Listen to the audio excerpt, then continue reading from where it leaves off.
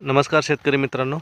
आज आपण राजेंद्र पवार बावडा यांच्या आपण पपई बागेत आलो आहे. त्यांनी आपली जवळजवळ 5 ते 6 वर्ष आपली वृंदावनची पूर्णपणे खतं वापरतात आणि वर्धिष्णू ॲग्रोटेकचं मार्गदर्शन घेतात.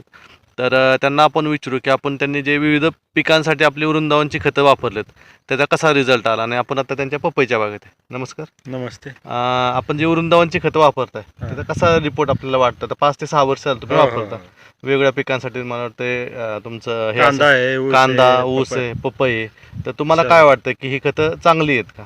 अतिशय सुंदर खत आहेत. मी गेले 6 वर्ष वृंदावनची खतं वापरतोय हां आणि ऊसाला तर एक नंबरचा रिझल्ट आहे. हां. फुटवे वगैरे चांगले आहेत हां आणि पपईला बी आता काळोखी म्हणा ही म्हणा हां.